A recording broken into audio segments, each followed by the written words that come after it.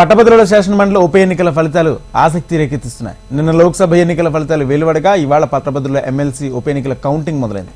Ballot పత్రాల ద్వారా voting poll కావడంతో లెక్కింపు ప్రక్రియలో జాప్యం జరుగుతుంది.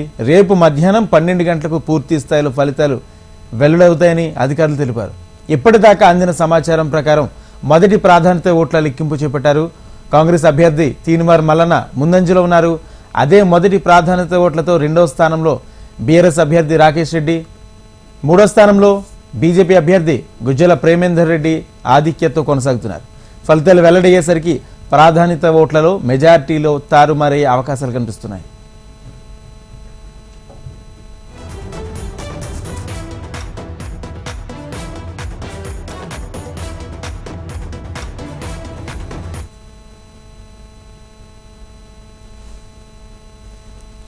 పట్టభద్రుల శాసనమండలి ఉప ఎన్నికల ఫలితాలు ఆసక్తి రేకెత్తిస్తున్నాయి. నిన్న లోక్సభ ఎన్నికల ఫలితాలు వెలువడగా ఇవాళ పట్టభద్రుల ఎమ్మెల్సీ ఉప ఎన్నికల కౌంటింగ్ మొదలైంది.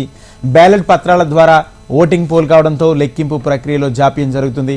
రేపు మధ్యాహ్నం 12 గంటలకు పూర్తి స్థాయిలో ఫలితాలు వెల్లడవుతాయని అధికారులు తెలిపారు. ఇప్పటిదాకా అందిన సమాచారం ప్రకారం మొదటి ప్రాధాన్యత ఓట్ల లెక్కింపు ప్రకారం కాంగ్రెస్ అభ్యర్థి తీన్మార్ మల్లన్న ముందంజలో ఉన్నారు. అదే మొదటి ప్రాధాన్యత ఓట్లతో రెండో స్థానంలో బీఆర్ఎస్ అభ్యర్థి రాకేష్ రెడ్డి, మూడో స్థానంలో బీజేపీ అభ్యర్థి గుజ్జల ప్రేమేందర్ రెడ్డి ఆధిక్యతతో కొనసాగుతున్నారు. ఇక ఫలితాలు వెల్లడయ్యేసరికి ప్రాధాన్యత ఓట్లలో మెజారిటీ తారుమారయ్యే అవకాశాలు కనిపిస్తున్నాయి.